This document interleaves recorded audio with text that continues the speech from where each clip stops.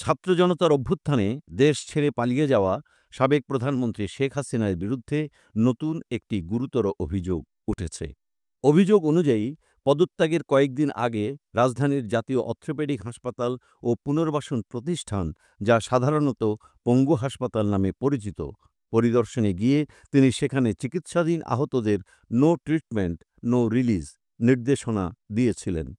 এই তথ্য আন্তর্জাতিক অপরাধ ট্রাইব্যুনালে উপস্থাপন করা হয়েছে বলে জানিয়েছেন প্রসিকিউশন টিমের চিফ প্রসিকিউটর মোহাম্মদ তাজুল ইসলাম। রবিবার ২৩ ফেব্রুয়ারি এক প্রেস ব্রিফিংয়ে চিফ প্রসিকিউটর জানান, জুলাই গণঅভ্যুত্থানে আহতদের অনেকেই হাসপাতালে চিকিৎসাধীন ছিলেন।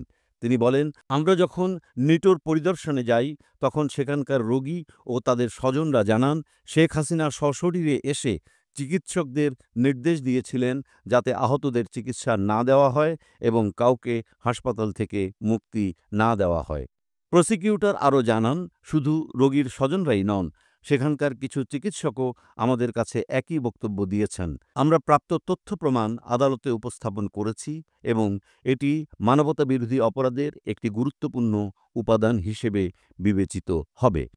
তাজুল ইসলাম বলেন, গণঅভ্যুত্থানের সময় যারা শহীদ হয়েছেন তাদের অনেকের মৃতদেহের সুরতহাল করতে দেওয়া হয়নি। এমনকি গুলিবিদ্ধ অবস্থায় হাসপাতালে পৌঁছানোর পরও মৃত্যুর প্রকৃত কারণ গোপন রেখে ডেথ সার্টিফিকেট ইস্যু করা হয়েছে।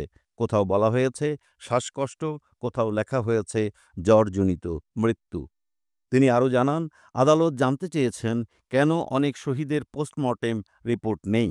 আমরা জানিয়েছি, সে সময় মানবতাবিরোধী অপরাধের মাত্রা এতটাই চরমে পৌঁছেছিল যে পরিবারের সদস্যদের দ্রুত দাফনে বাধ্য করা হয়েছিল। ফলে কোনো পোস্টমর্টেম রিপোর্ট প্রস্তুত করা সম্ভব হয়নি। এটি নিঃসন্দেহে গুরুতর মানবাধিকার লঙ্ঘনের প্রমাণ।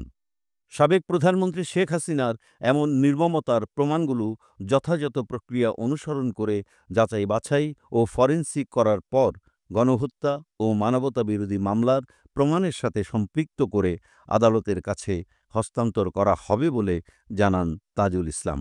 বিশ্লেষকরা বলছেন, এই অভিযোগ যদি প্রমাণিত হয় তবে তা মানবতাবিরোধী অপরাধ হিসেবে বিবেচিত হতে পারে এবং আন্তর্জাতিক মহলে বাংলাদেশের সাম্প্রতিক রাজনৈতিক ঘটনাপ্রবাহের গুরুত্ব আরও বাড়বে।